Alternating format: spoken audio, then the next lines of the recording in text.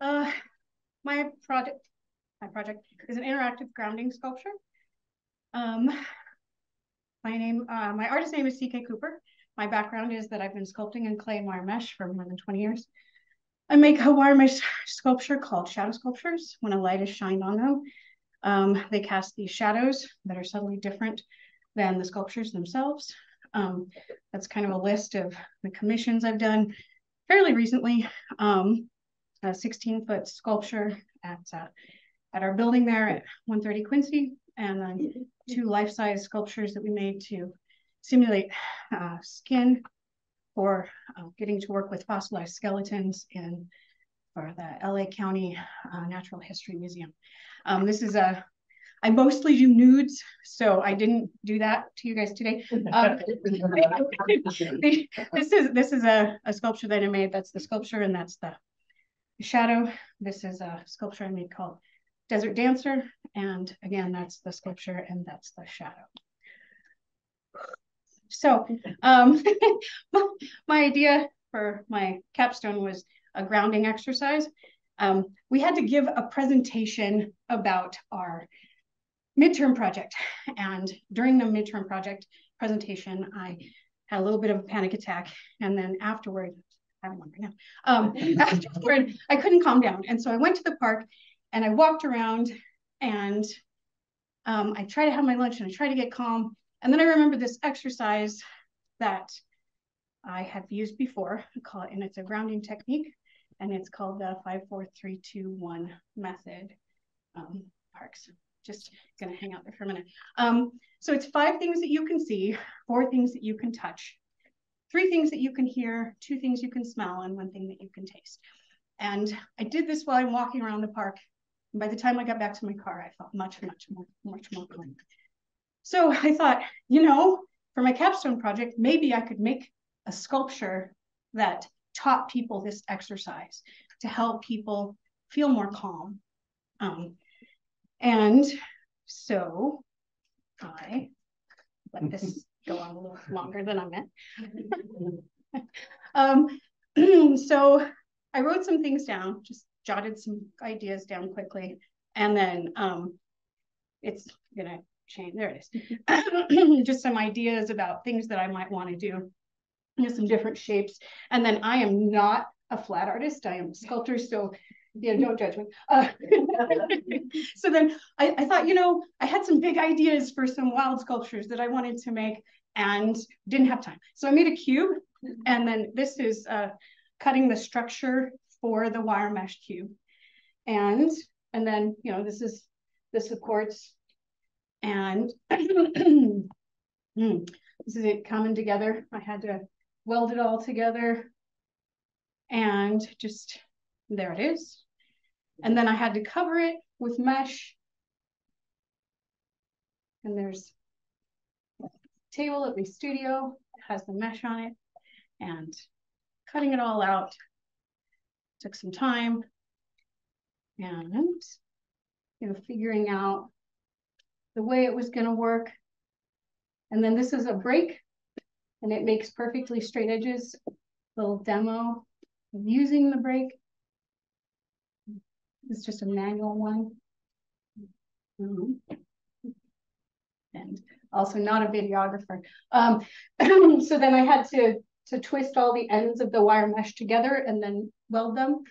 And then this is me kind of test fitting the mesh to the box. And then I added these kind of textured elements for the touch portion of the exercise. And then I did the inner cube and cast these epoxy shapes, these clear epoxy shapes. I added some, this is just, when you degas epoxy, you used a vacuum press and it pulls the bubbles out and it's just kind of soothing. So I was like, I could have something soothing during my presentation. And this is how they came out. I was really happy with how pretty and glittery they were. And then started putting them on the NeoPixels just to kind of get an idea of if they were going to be bright and colorful enough to achieve my purposes. And I think that they really were. I was really happy with how they came out.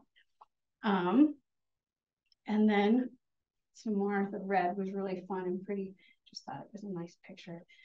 And then this is my cube. I had the cube cut on the laser, but did not get footage of that. And then this is just kind of how I wired the whole thing with the the microcontroller, the servo, all the 10 NeoPixels, a couple of buttons, and then this is the fritzing kind of prettier picture of it.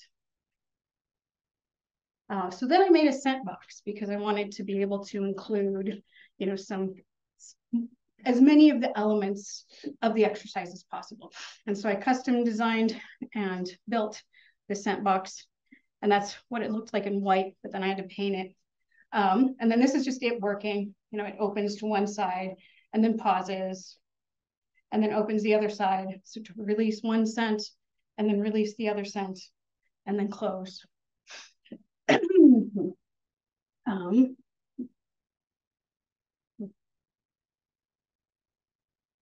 And then I built a website because my original intent was to have a screen on the sculpture itself.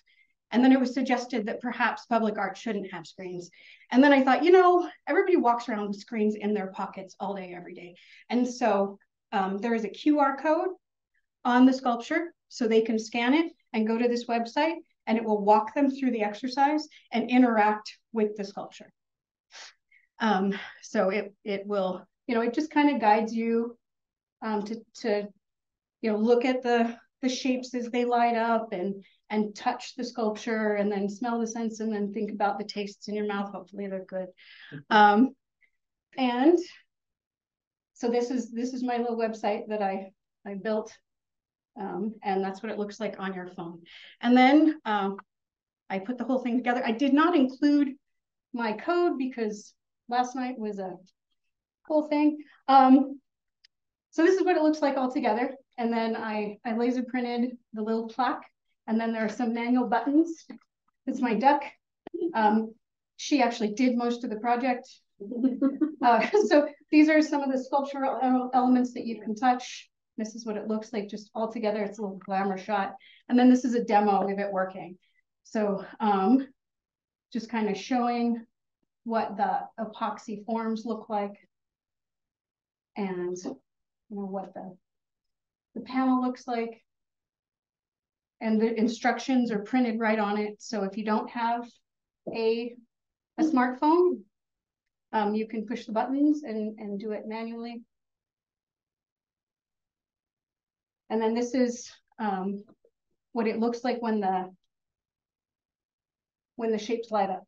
And so, you know, you say yellow circle, blue rectangle. And it's a little slower than this. It just kind of sped up for demonstration purposes. Green cube. I'm gonna do it right now. And you know, I mean, they're pretty and they're fun. So, and then my delightful assistant EJ helped by pushing the button to in a minute to show how it works manually also. So yeah, this is in case that wasn't clear, the epoxy shapes are for the sight portion of the exercise, and they are randomized, and then they light up with a randomized color. So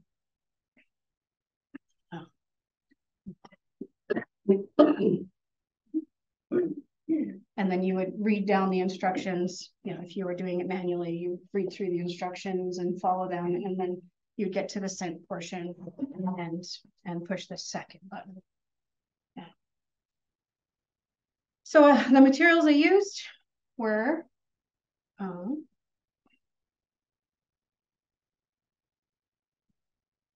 by 10, 0.25 plain steel wire mesh, 3/8 hot rolled square steel rod, deep core epoxy, glitter, 1/8 inch plywood, paint, black acrylic, and the 3D printer filament, a particle photon, Adafruit NeoPixels, a servo motor, some breadboards, and a couple of push buttons. My biggest challenges were to correct the activation of the servo motor. It was kind of all over the place, trying to open the little thing. And then the tolerances on the scent box, and then fine tuning in the code. Because sometimes it would just stop working. I'd really like to create it on a larger scale out of stainless steel, make it big and shiny, and create a base so that it can be balanced on a point and doesn't just have to sit there and be a square. And then I'd like to add sound to the interactive website. Special thanks to Brian and EJ. Thank you, thank you, thank you, thank you, wherever you are. CNM Ingenuity, Fuse Makerspace, and to the City of Albuquerque. This has been an amazing experience. So that's me. I'm a farmer sculptor. That's my contact information.